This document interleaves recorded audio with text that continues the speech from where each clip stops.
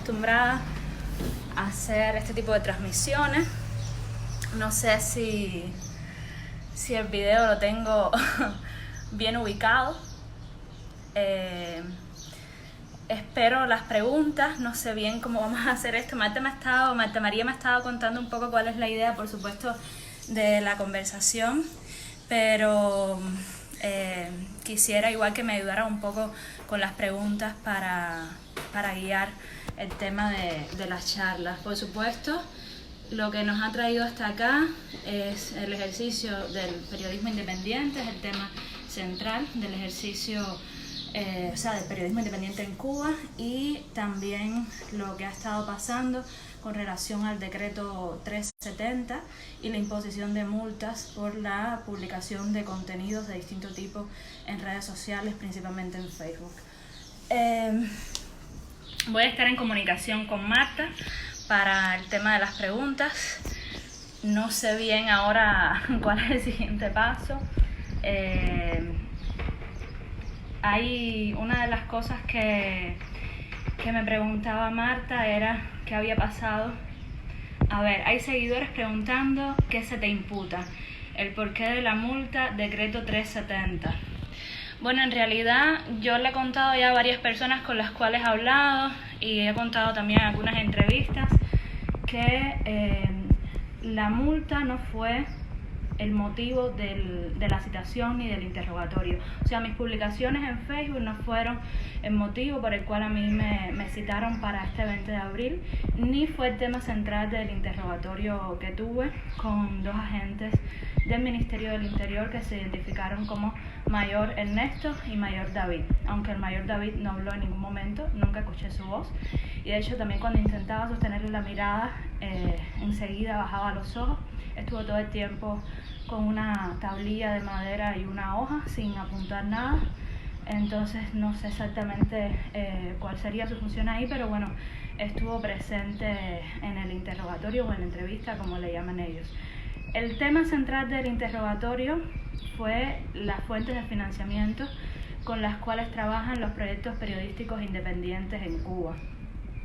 Yo llegué a las 2:30 a la estación.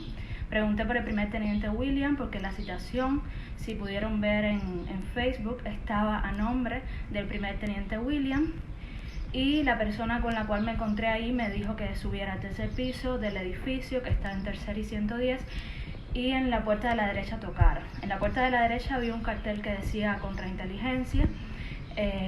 Me atendió una persona que estaba en la puerta del frente, y cuando yo le pregunté por el primer teniente William y me presenté, dije que era Mónica Baró, pues entonces me puso en contacto con, creo que fue con el Mayor David en ese momento, porque el Mayor Ernesto no lo vi hasta que estuve sentada para el interrogatorio. Antes de pasar al interrogatorio me hicieron una revisión, una oficial mujer, de los zapatos, en la ropa, en el cuerpo en general, y sobre las 2:40 más o menos empezó el interrogatorio. El interrogatorio empezó con una serie de advertencias o precisiones. Empezamos hablando sobre mi familia y las relaciones familiares mías tan favorables que tenía. Una familia con vínculos laborales relevantes, que ha estado siempre integrada en la sociedad, ha trabajado para el Estado. Mi madre incluso ha sido cuadro del partido y del Ministerio de Turismo, y por ahí empezó, que tenían como consideración por la familia de la cual yo provenía. Lo segundo fue que me decía el Mayor Ernesto, fue quien condujo todo el tiempo el interrogatorio, fue que estoy un poco nerviosa, me está temblando la cámara, es que no estoy acostumbrada a hacer esto. Lo segundo fue que yo debía entender que si me citaron en este contexto de pandemia, en el cual se había decretado cuarentena en el país y ya no había ni transporte, era porque debíamos hablar de un tema tremendamente serio y muy importante y que no se podía postergar para cuando terminara esta pandemia, que no sabemos bien cuándo es que va a terminar.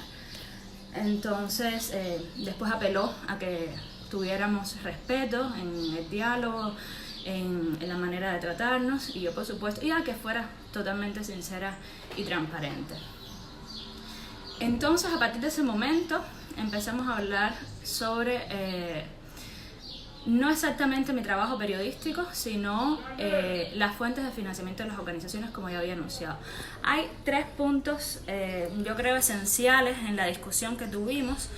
Fue una discusión basada, yo creo que en el respeto, aunque terminó con una multa, pero todo el tiempo nos respetamos y hay algo esencial. Lo primero, que me decía el mayor Ernesto que yo estaba ahí porque estaba violando leyes, especialmente una resolución que no he podido buscar y estudiarme todavía. Estoy preparando un texto donde podré profundizar mucho más en lo que hablamos durante el interrogatorio, que es del Ministerio de Comercio Exterior, que regula la cooperación internacional, la colaboración internacional entre organizaciones de distinto tipo cubanas y organizaciones no gubernamentales de distintos países.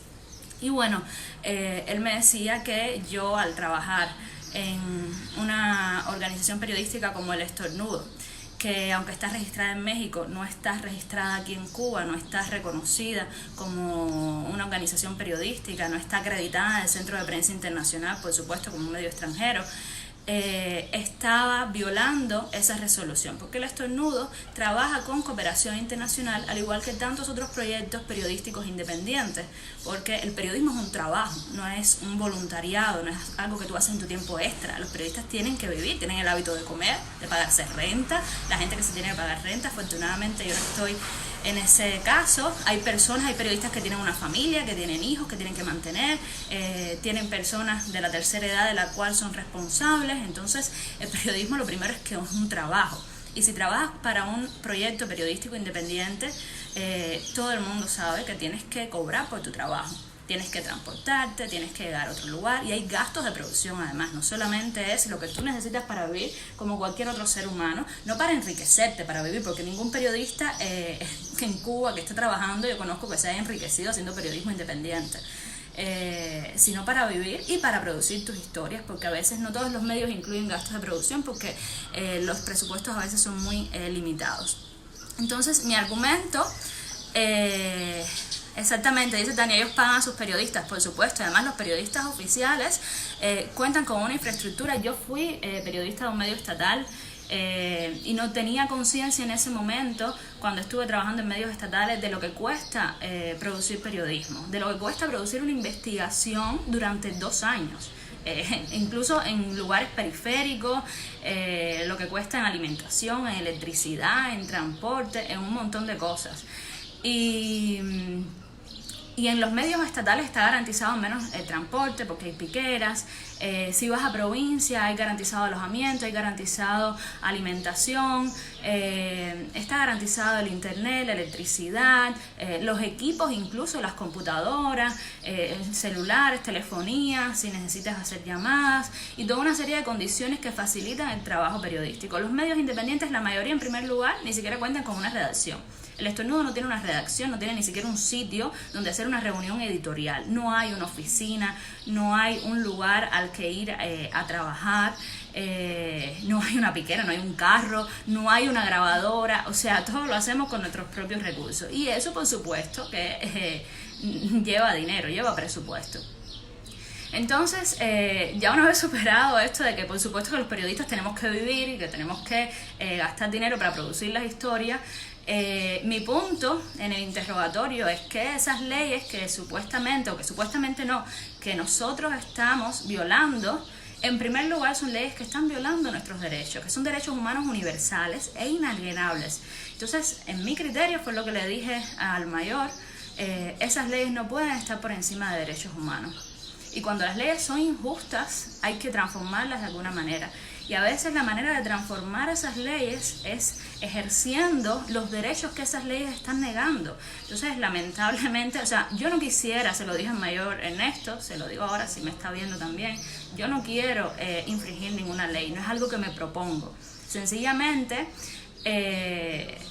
yo no tengo personalidad jurídica en Cuba, yo no estoy acreditada como periodista, yo no tengo una licencia para ejercer. Si ellos nos legalizaran, nos permitieran inscribirnos, mañana mismo yo voy y pago mis impuestos como cualquier periodista y cumplo todas las leyes que haya que cumplir. Pero lo primero para que me exijan a mí cumplir una resolución del Ministerio de Comercio Exterior es que legalicen el estornudo, es que permitan registrarse el estornudo como un proyecto periodístico independiente. No sé cuál será la vía, si será acreditándose como un medio extranjero, porque los medios extranjeros sí pueden acreditarse aquí y hacer periodismo, o si será creando facilidades para medios cubanos, porque al final nosotros no somos un medio extranjero, somos periodistas cubanos, muchos formados en universidades cubanas, pero incluso los que no son formados en la carrera de periodismo también han demostrado que son periodistas, porque periodismo es una profesión que se valida en la práctica, que se valida con resultados de trabajo. En la mayoría de los eventos periodísticos, de los premios, de los cursos que hay para periodistas, casi nunca te piden dame tus títulos, dame tus credenciales académicas, te piden mándame 5 enlaces de los trabajos que has hecho para ver qué tú has publicado en el último año. O sea, eso es lo que te valida como periodista, lo que tú has producido. Los títulos son útiles, yo no desvirtúo para nada mi proceso de formación en la universidad, pero no es lo que te hace. Yo empecé a serme periodista en la práctica, a pesar de haber vivido experiencias profesionales durante la carrera. Donde yo realmente empecé a formarme fue en la práctica. Y hay muchas cosas que cambiar. O sea, el mayor Ernesto me decía que yo estaba ahí por eso, porque estaba violando las leyes, y entonces yo le respondía que yo estaba ahí realmente porque en mi país no había libertad de prensa y no había libertad de expresión. Entonces es como dos versiones de una historia en que él me ve como una persona que infringe leyes y yo me veo como una persona que está privada de sus derechos. Lo que pasa es que la diferencia es que la disparidad de poderes que hay y de fuerzas entre el mayor Ernesto y yo es muy grande. En primer lugar porque yo no pude elegir no estar ahí. Hay personas que me dijeron que yo no debía haber ido al interrogatorio porque la citación no cumplía con lo establecido en la ley de procedimiento penal, pero yo consideré que el declararla nula solamente iba a postergar más ese momento y iba a tener que enfrentarme a ese interrogatorio en un momento en que la pandemia, toda la situación con el nuevo coronavirus fuera incluso más grave, porque cada día la situación empeora y es lo que se tiene previsto a pesar de todos los esfuerzos que están haciendo las autoridades médicas y los médicos en general del país y los periodistas también para tratar de mantener a la población lo más a salvo posible. Y por eso fue que yo decidí aceptar esa situación, porque no tenía sentido hacer un interrogatorio en un contexto incluso peor, y declararla nula solamente iba a conllevar a postergarla. El otro tema del interrogatorio era que el que pagaba manda. Yo en el texto que voy a escribir para el estornudo voy a hablar sobre las fuentes de financiamiento del estornudo más profundamente. Es un tema sumamente complicado. Mi argumento básicamente es que, en primer lugar, las fuentes con las cuales trabaja el estornudo, que son Open Society Foundation y el Fondo Nacional para la Democracia, no interfieren en la producción de contenidos del estornudo, en las agendas, en las decisiones editoriales y mucho menos en lo que escriben los periodistas, mucho menos en sus artículos de opinión. En primer lugar, la mayoría de los artículos de opinión controversiales que salen en el estornudo, como podrían ser los de Juan Orlando Pérez, Rafael Rojas, que son quizás las figuras más visibles, son de personas que no viven del estornudo. O sea, ni Rafael Rojas, ni Juan Orlando Pérez, ni Carlos Manuel Álvarez viven de lo que opinan en el estornudo. Si algo realmente está desvinculado de ese financiamiento, son las opiniones que le han ganado al estornudo, tantos ataques que le han ganado que esté bloqueado y que le han ganado que lo consideren una organización enemiga del país. Yo creo que, o sea, por supuesto, he tenido discrepancias incluso públicas con muchas de las opiniones de Juan Orlando, de Rafael Rojas no, de otros autores también, pero yo creo que quien ha leído El Estornudo puede encontrar que hay una diversidad política tan grande y una crítica no solo al sistema social cubano, al sistema social estadounidense, a México, a Colombia, a muchísimos países. O sea, porque no hay un tratamiento de la realidad en términos de capitalismo y socialismo, norte, sur, occidente, oriente. O sea, hay un análisis profundo de las realidades, de los hechos, de las relaciones de poder. Es lo que se analiza en el estornudo. Si hay un medio que ha sido crítico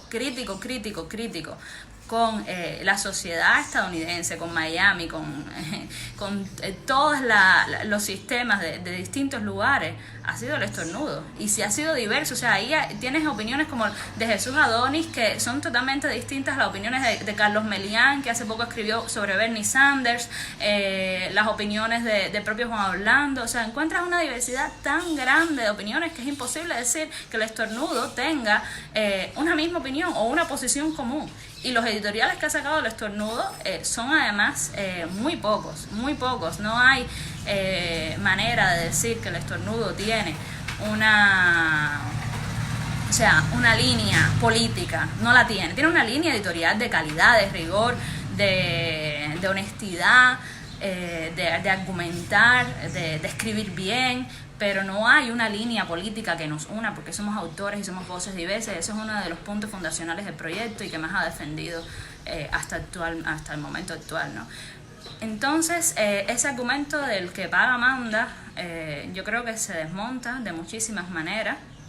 Y sobre todo, yo le decía a Mayor Ernesto, bueno, entonces usted considera que la Unión Europea manda a Cuba, porque la Unión Europea ha dado por programas de cooperación con Cuba millones de dólares a la Oficina del Historiador de la Ciudad, hace poco igual al gobierno, o sea, al Consejo de la Administración Provincial para el programa este que se hizo en línea de artístico y cultural, que fueron creo que más de 1 millón de euros o de dólares. O sea, la Embajada de Noruega ha financiado proyectos de organizaciones estatales, el Centro de Desarrollo Local, la Asociación Núñez Jiménez, el Centro Nacional de Educación Sexual. Todas esas organizaciones han recibido financiamiento de organizaciones no gubernamentales y apoyos también de Embajada de Noruega, de Embajada de Suecia, Embajada de Holanda. Entonces, a mí me parece que es un poco absurdo decir que sí a esas organizaciones cubanas legitimadas, estatales, o a los propios gobiernos, no los manda la Unión Europea o no los manda las embajadas que están aquí en Cuba, entonces a nosotros tampoco nos pueden mandar. La única diferencia es que ellos están legitimados, que pueden pasar sus proyectos a través del Ministerio de Comercio Exterior porque tienen personalidad jurídica y nosotros no. Ya, yo insisto, y le decía a Mayor, de verdad, o sea, permítanos inscribirnos, que al día siguiente nosotros vamos a amanecer inscribiéndonos para ejercer el periodismo, para estar acreditados, para mandar nuestras preguntas a la conferencia del Dr. Durán, para hacer todas las cosas como los periodistas hacen en cualquier lugar del mundo, al menos en donde hay un mínimo de libertades de prensa.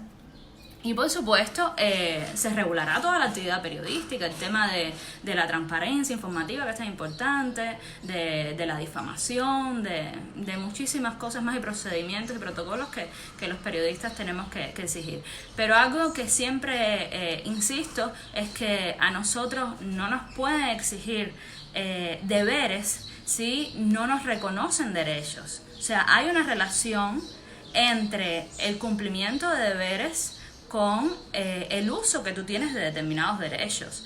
Entonces es muy injusto que al estornudo le pidan que actúe como actúa una organización estatal cuando en primer lugar no está en el mismo margen de actuación. El estornudo, al igual que tantos otros proyectos periodísticos independientes y otras organizaciones de distinto tipo, no solo proyectos periodísticos, están al margen de todo. O sea, es lo que pasa, están tratados como si fueran narcotraficantes, como si nosotros estuviéramos, como si la información fuera una droga, como si las historias fueran una droga. O sea, eso es lo que genera, marginarnos de esa manera, lo que genera es específicamente que luego seamos tratados como delincuentes. Entonces tenemos que acabar de superar esa lógica. Nosotros estamos sencillamente trabajando con ideas, estamos trabajando con información, lo que estamos contando son historias, estamos ejerciendo un derecho humano, no estamos haciendo ninguna actividad que vaya en contra de la integridad de nadie. Y también están los recursos. Cuando nos equivocamos también nos tienen que cuestionar, la sociedad sobre todo. Incluso yo le explicaba a Mayor Ernesto, estoy haciendo un resumen de toda la discusión que tuvimos, que mis paradigmas de financiamiento no son para nada la cooperación internacional.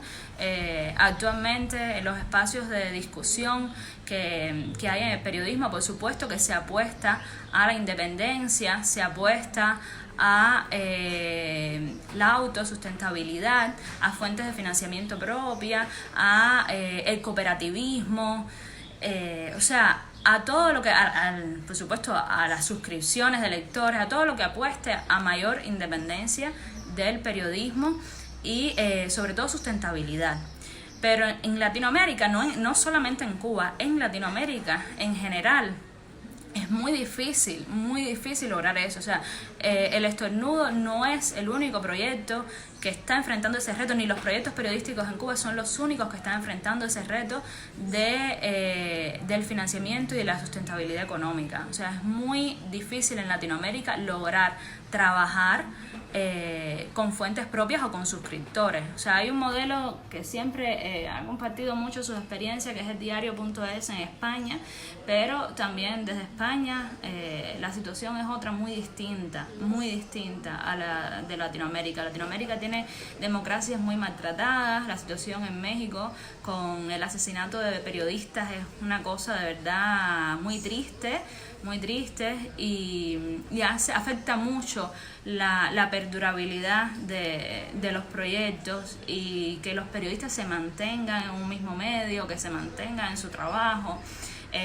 También psicológicamente están muy afectados porque hay mucha violencia en nuestras sociedades de distinta naturaleza. No es lo mismo Honduras que Chile, que Argentina, que México, que Nicaragua, con todo lo que he estado viviendo recientemente.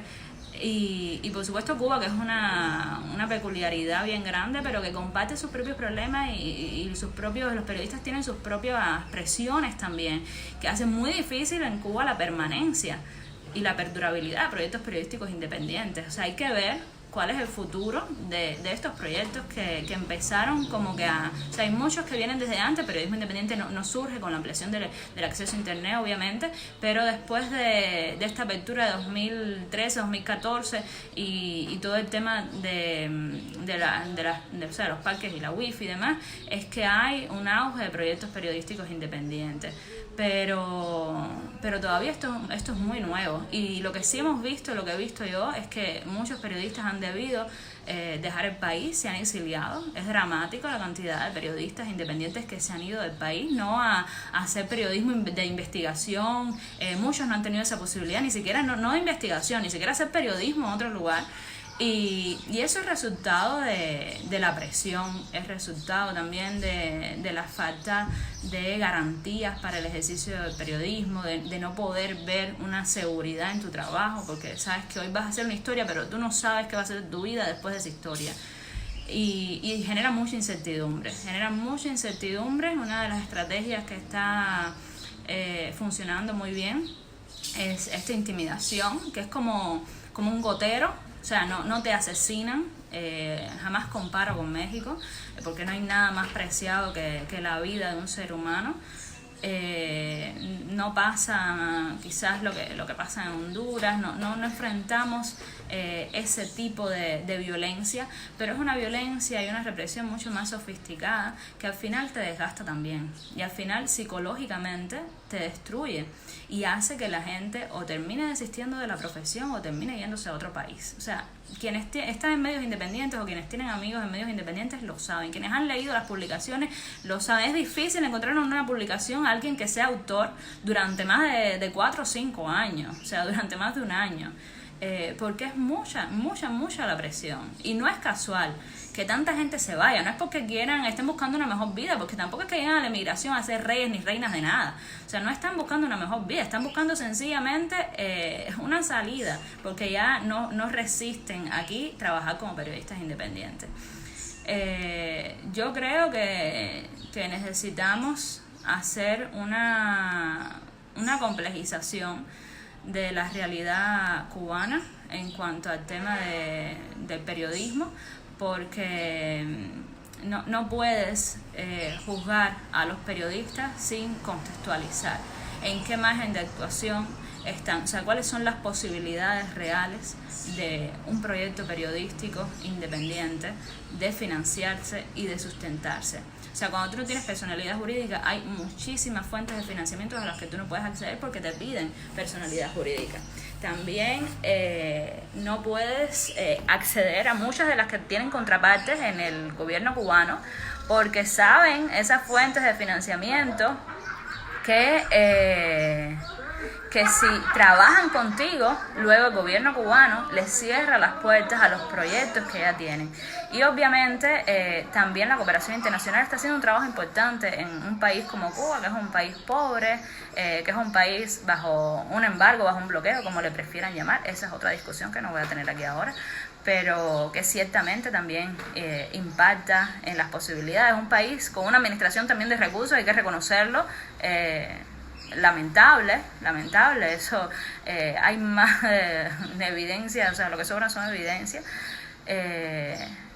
y entonces por supuesto que la cooperación internacional juega un rol importante para llevar a cabo proyectos agrícolas, proyectos contra la violencia de género, proyectos por la reivindicación de miles de cosas y por el desarrollo local. Es importante, eso es innegable, y si el costo de que nos financian organizaciones más simpáticas con el gobierno es que esas organizaciones pierdan las contrapartes en Cuba, por supuesto que nosotros no queremos trabajar con esas organizaciones, porque primero que todo están otros asuntos mucho más vitales.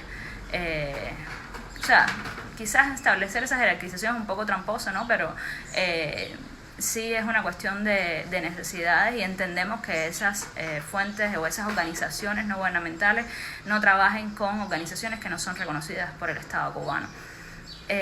Voy a revisar a ver qué otras preguntas sobre el tema del interrogatorio. Yo creo que básicamente esos fueron los argumentos que estuvimos manejando de un lado y del otro. El argumento de Mayor Ernesto, que yo estaba haciendo, o sea, que yo era mandada por George Soros, que yo era mandada por el gobierno de Estados Unidos. Y sí creo que hay que tener una posición muy crítica de nuestras fuentes de financiamiento. Hay que tener una posición crítica en los medios que viven de la publicidad también de quien está anunciando. O sea, son conflictos que se enfrentan en todo tiempo, y hay que ver también caso por caso los proyectos que financian en otros países, en otros lugares las fuentes de financiamiento con las que trabajamos, porque a veces, o sea, hay por supuesto malos ejemplos, los hay, tanto, sobre todo en el Fondo Nacional para la Democracia, y hay también muchos buenos ejemplos. Entonces, y lo mismo con la Open Society, lo mismo con Ford Foundation, lo mismo con tantas otras organizaciones no gubernamentales. O sea, es un tema que realmente amerita documentación y no se puede generalizar, porque incluso estas organizaciones han trabajado también, han promovido proyectos de intercambio, de colaboración con organizaciones cubanas reconocidas por el Estado. O sea, ahora recuerdo un texto que me pasaron hace poco de Pedro Monreal en Cuba Posible, que hablaba del tema de Open Society y de cómo financiaba, o sea, respaldaba junto con la Ford Foundation el programa Cuba de la Universidad de Columbia, del Instituto Latinoamericano, o sea, de Estudios Latinoamericanos creo que era, y que tenía un programa de intercambio con la Universidad de La Habana. Y es un programa que está respaldado, ha estado respaldado por Open Society y la Ford Foundation. Entonces, hay que analizar muy rigurosamente las fuentes de financiamiento y verlas críticamente, por supuesto, apuntando siempre a superar esas lógicas de financiamiento y a buscar la sustentabilidad y a buscar el apoyo de los lectores para trabajar o de los del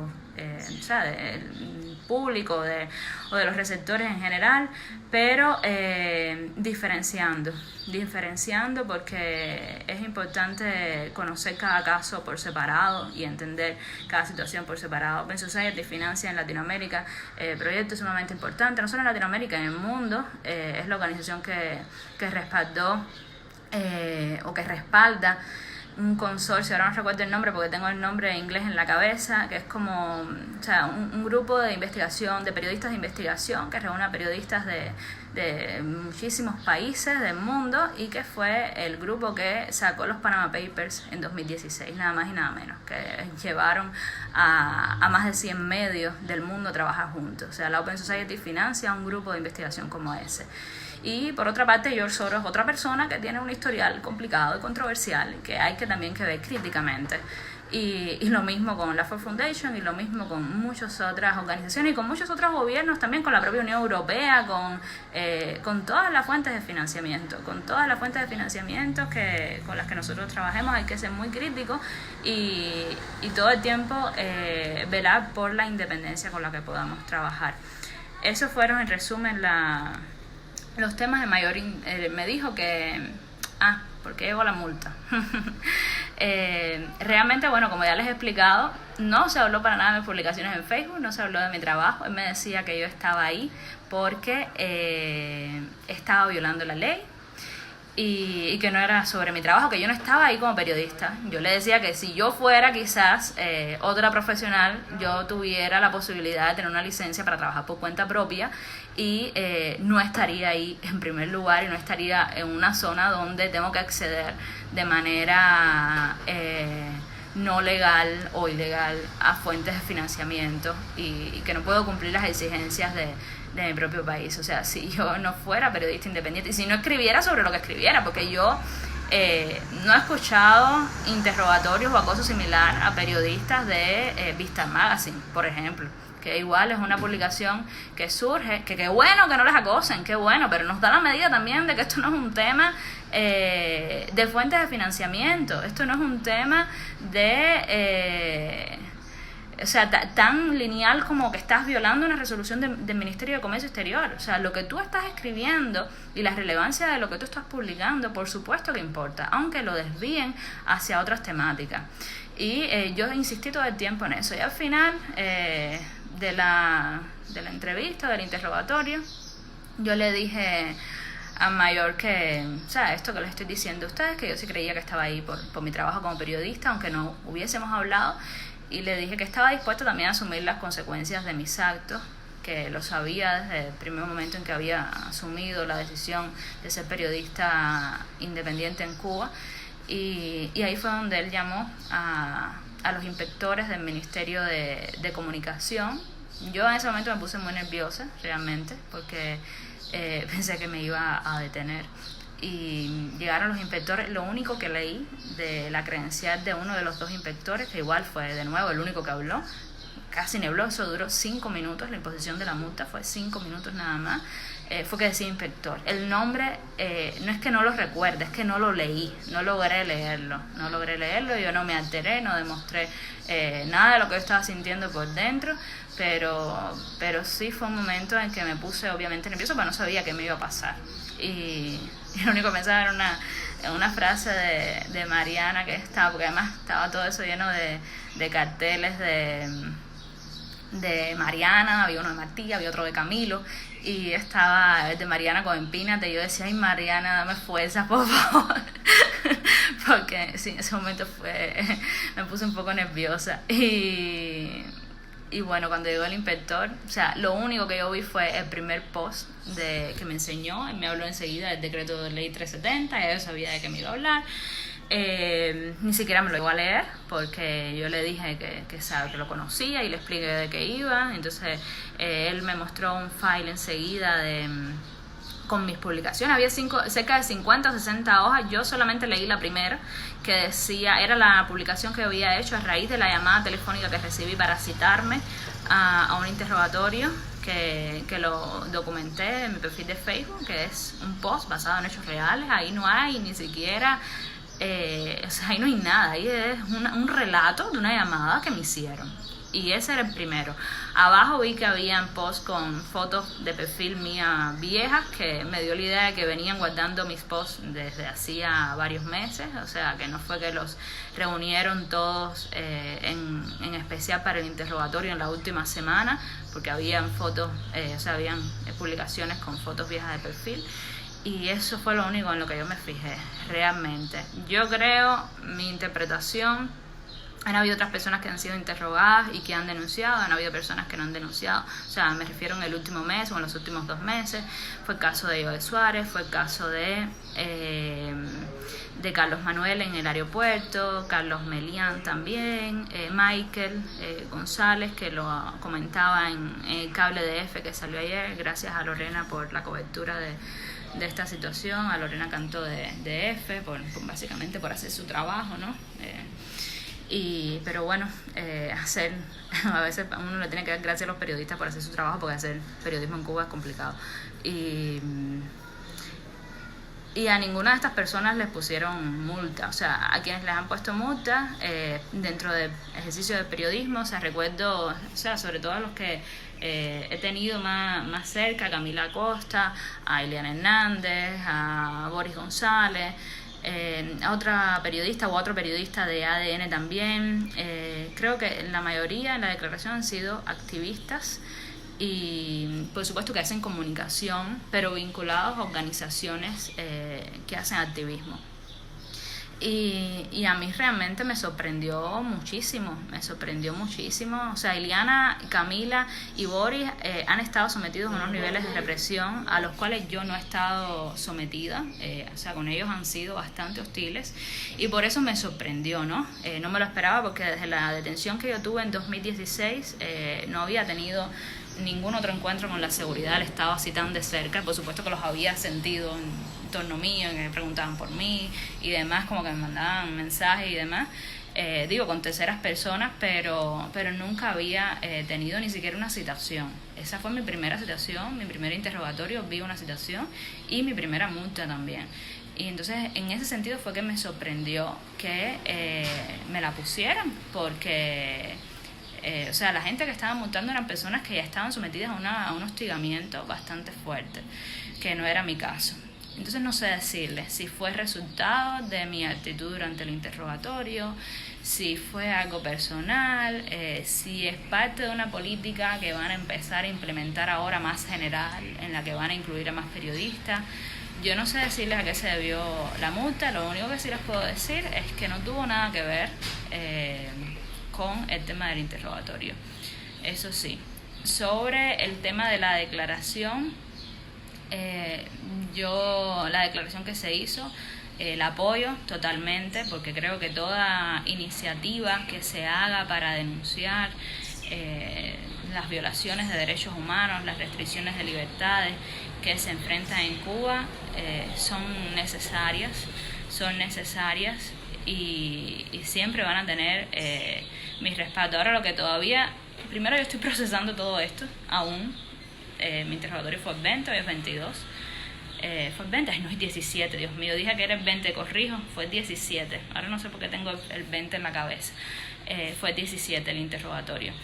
Y voy a empezar un proceso de reclamación, que al final no sé si llega a pagar o no la multa. Esa decisión la veré durante el proceso de reclamación, asesorándome por además personas especializadas en temas legales. Y también porque no me identifico plenamente con, aunque comparto muchos de los puntos, por supuesto, de la declaración, no me identifico plenamente, tengo conflictos con el hecho, o sea, no es algo que haya resuelto, con el hecho de pedir alguna especie de sanción o de renuncia de los funcionarios del Ministerio de Comunicaciones. Yo creo que los funcionarios del Ministerio de Comunicaciones, al menos en mi experiencia, en mi interrogatorio, han sido instrumentos de la seguridad del Estado.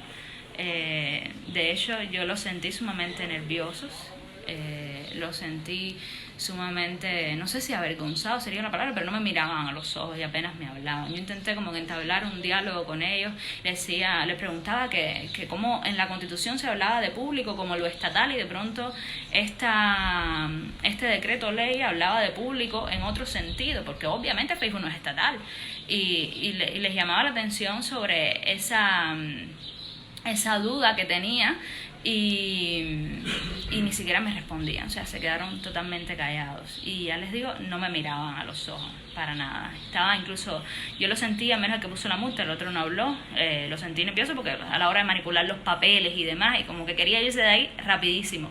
Y a mí realmente me dio hasta lástima con el pobre hombre, o sea, se los digo de corazón. Entonces, no sé, como que siento que al final... o sea, no son quienes deciden todo eso, y no los veo como mis enemigos. O sea, de hecho ni siquiera a Mayor Ernesto yo lo veo como mi enemigo. Para mí lo que uno tiene que lograr transformar, primero es esa visión de que somos enemigos entre cubanos, y en segundo lugar, o sea, son lógicas, son sentidos de vida, y es algo que tenemos que pensar a la hora de construir otro país. Pero el país se empieza a construir no cuando ya tengamos todos los derechos que queramos tener, no, el país se empieza a construir desde que tú estás luchando por esos derechos. Y en ese sentido es que yo siento conflicto. Ya les digo, no tengo una respuesta definitiva, no digo que esté bien o que esté mal, lo entiendo. O sea, entiendo la búsqueda de justicia plenamente, la respeto, la respaldo, pero moralmente tengo conflictos con pedir algún tipo de sanción para esas personas, porque me parece, ahí mencionaba a Hannah Arendt, por supuesto, todo el tema de la banalidad del mal, salvando las distancias, pero o sea, su filosofía me parece clave para poder encontrar soluciones al problema cubano. O sea, hemos vivido con muchísimo odio, con muchísima hostilidad, con muchísimos resentimientos y justificados. No son para nada gratuitos. O sea, han pasado muchas cosas en nuestra historia que nos han lastimado de uno y otro lado, de ambas partes. Digo de uno y otro lado, digo de quienes están defendiendo plenamente, incondicionalmente el gobierno, así a rajatabla, que lo entiendo. Hay muchas personas que dieron todo por este país, que dieron todo por la revolución, y es muy difícil, no sé, cuando tienes 70 y pico de años, decir, bueno, yo sacrifiqué muchísimos sueños personales, muchísimas aspiraciones por algo que no es la utopía que nos prometieron, o que no es un país donde los jóvenes básicamente quieren estar o quieren vivir. Eso es muy duro, y yo tuve un momento en mi vida en que discutía mucho a veces con personas casi siempre mayores, que no admitían la menor crítica, ninguna al país, o sea, era lo mismo, partido, revolución, Cuba, o sea, ahí sin distinción, o sea, intentar establecer distinciones entre lo que es la revolución como proceso social, histórico y demás, el gobierno cubano, el partido y el pueblo, o sea, a veces con muchas personas en Cuba, que están en Cuba y que siguen pensando así, no porque sean ignorantes, no porque sean oportunistas, o sea, le estoy hablando de personas humildes, de personas que no tienen nada y que defienden de verdad, convencidos todavía, la revolución cubana, el país, todo, y que no aceptan críticas. Y yo tenía un punto en que discutía mucho, pero luego dije, pues es que obvio, es muy difícil tú al final de tu vida pensar que después de tanto entregar, de tanto sacrificar, porque aquí la gente ha sacrificado mucho por un sueño, o sea, se ha sacrificado mucho, que cuando decían hay que hacer tal cosa y vamos a ser maestro, y todo el mundo para ser maestro, y ahí de la zafra todo el mundo para la zafra, o sea, eso fue real, y es muy duro ver que al final tienes un país donde hay tanta migración, donde hay tantos problemas, que todavía no hemos alcanzado esa utopía. Entonces yo creo que en ese sentido mi posición más bien es tratar de entendernos, ¿no? Tratar de entendernos. Hay mucho también por entender de quienes están en Miami, o sea, que sufrieron muchísimo. Va a ser un reto muy grande el tema de la reconciliación en Cuba, y hay mucho que yo creo que podemos aprender de otras experiencias donde se han vivido conflictos similares, más o menos intensos. O sea, se ha producido muchísima bibliografía sobre eso. No es algo que se trate muchísimo, que se trate lo suficiente, creo yo, ni en la prensa, ni en las ciencias sociales, pero es algo que tenemos que aprender. O sea, en el caso de Colombia también es algo que se está estudiando mucho, porque hay un conflicto armado como de 60 años, igual también, si no me confundo con las fechas, que ha generado 370 que es voy, que ha generado 8 millones de víctimas, más de 8 millones de víctimas, y se imaginarán lo que es reparar un país con 8 millones de víctimas. Multipliquen los victimarios, o sea, cuántos victimarios no debe haber en Colombia, y Colombia está enfrentándose a ese reto. Entonces, por supuesto que es una situación muy distinta a la nuestra, pero tenemos que aprender también de ahí. Tenemos que aprender de ahí. Yo recuerdo que en el premio GAO en 2019, el fotógrafo que le dieron el premio de la excelencia, ahora olvidé su nombre, qué horror, que habló durante más de una hora. O sea, es un fotógrafo que ha estado documentando el conflicto colombiano durante décadas. Una persona que además lo ha padecido, que ha perdido familias por el conflicto colombiano. Y que ha acompañado a sus personajes durante muchísimo tiempo, durante muchísimos años. Incluso ahí en la ceremonia habían personajes que había fotografiado de niñas y eran ya mujeres con hijos, y todo su llamado todo el tiempo era a la paz, al perdón, a la reconciliación, porque es un mismo pueblo, es un mismo pueblo. Entonces uno tiene que tratar de distinguir. Es mi opinión, yo no tengo tampoco como que puntos finales sobre esto, estoy dando mi opinión en este momento. Es muy complicado este tema, muy complicado, pero hay que tratar de distinguir qué cosas son resultado de un sistema que ha estado moviéndose en lógicas muy violentas, tanto de agresiones externas que las han habido, como de agresiones entre nosotros mismos. Y qué cosas son ya las responsabilidades individuales. Yo no digo de eliminar responsabilidades individuales en los problemas, pero sí hay que tratar de distinguir lo que es parte de una cultura que hay que transformar para poder construir otro país, y lo que son ya las responsabilidades individuales. Y recordaba ahora, pensando en todo esto, me han parecido horribles los reportajes que han publicado noticieros sobre las personas que han estado robando y demás en estos días. No lo apruebo para nada, me parece que son delitos, y por supuesto el de ayer fue de ayer o antier, sobre este señor que robaba en un comedor para ancianos, que se llevaba, creo que se tenía que hacer 150 comidas, se llevaba como 50 comidas o los insumos para hacer 50 comidas, y me parecía muy triste que estuviéramos documentando eso. Yo me sentía bochornada de que estuviéramos no presentando el conflicto, sino de una manera tan simplista, tan reduccionista, tan descontextualizada. O sea, todo el mundo que ha vivido en Cuba sabe lo que es resolver, lo que es la lucha, y que es, por supuesto, un eufemismo por el robo, ¿no? Por la corrupción, pero todo el mundo lo sabe, y yo me preguntaba, ¿será que esa gente que hicieron el reportaje nunca han comprado nada en el mercado negro? O sea, todo en su vida lo han comprado en tiendas. Porque si responsabilidad tiene quienes se llevan los jamones y demás de las tiendas o de centros como este para ancianos, responsabilidad tienen quienes compran con mercancías sin saber cuáles son sus fuentes. Entonces no se puede ser tampoco inconsecuente, ¿no? Y me parecía como que un poco bochornoso, ¿no? Que pusiéramos un reportaje de una persona que estaba robando alimentos, no para enriquecerse, porque se notaba que esa era una persona que tuviera una mansión, ni mucho menos. O sea, no estamos hablando de una estafa millonaria ni nada de eso. Estaba robando lo que roban en casi todas partes, que sabemos, no es un secreto, y sin contextualizarlo. Y me parece que es como que salvando las distancias, pero habla mucho de la complejidad de Cuba.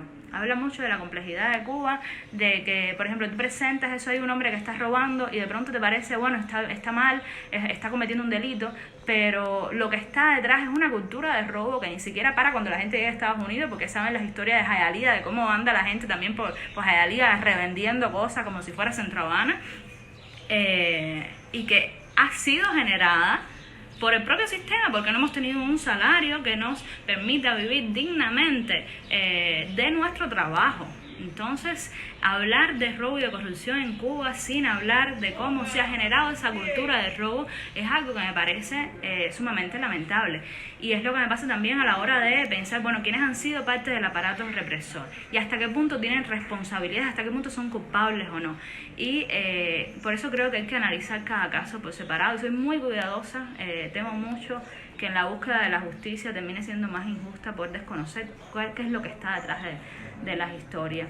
Y en este sentido yo creo que los periodistas vamos a cumplir un rol fundamental, tanto desde el periodismo como desde la defensa implícita que estamos haciendo de las libertades de prensa y expresión. Porque parte de los procesos de reconciliación es la búsqueda de la verdad. En Colombia se está trabajando muchísimo en eso, y en muchos otros lugares donde se han enfrentado situaciones similares también. Eso es un proceso clave, la búsqueda de la verdad, o sea, la reconstrucción de los hechos y de la memoria histórica de un país. Por ahí pasa, es indispensable.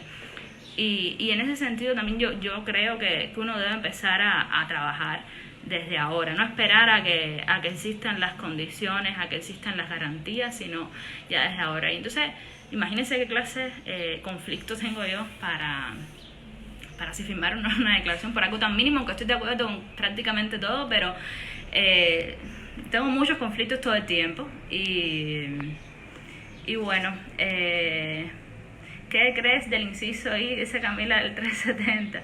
Bueno, Camila, obviamente estoy totalmente de desacuerdo, no solo con el I, creo que, o sea, el F es el otro que plantea el tema de los servidores que si se alojan fuera de Cuba, que no deben alojarse, que de pronto hasta tener un blog podría ser algo que puede ser multado y llevar a que te decomisen equipos.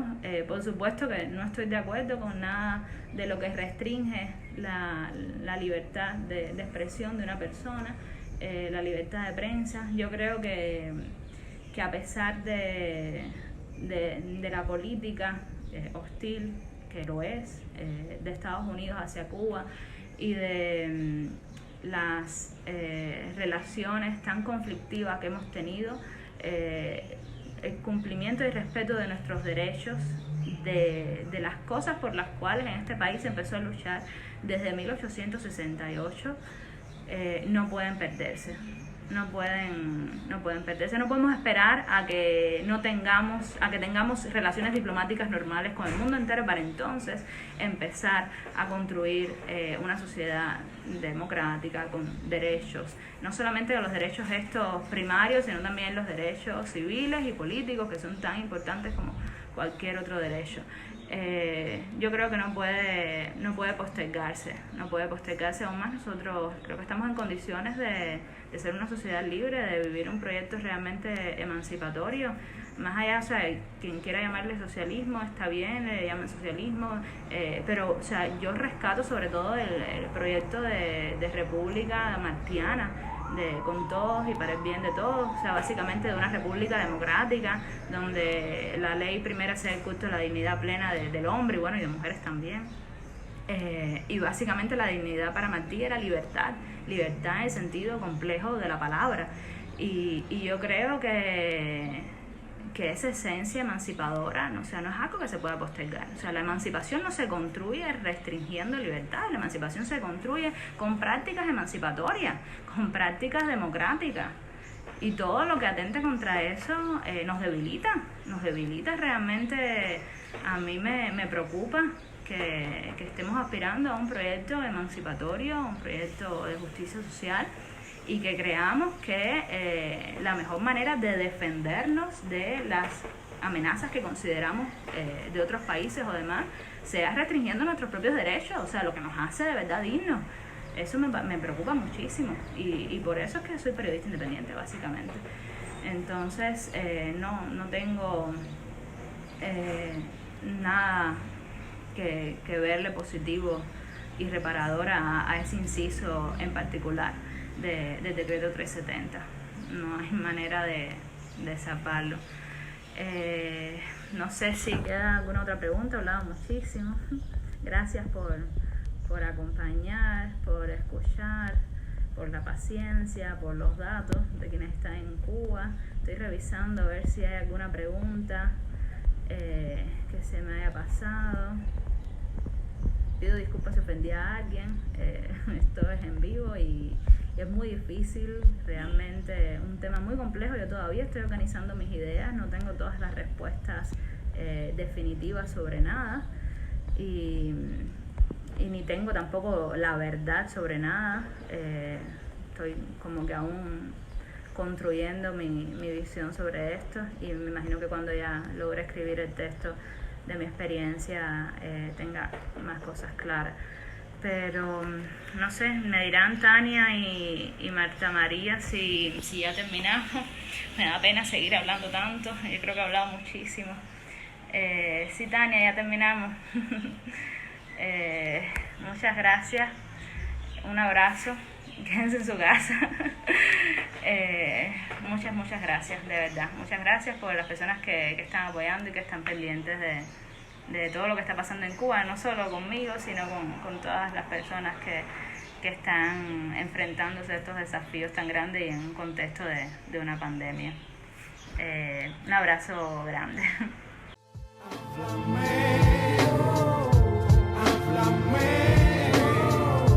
Háblame, dime por qué sucedieron esas cosas.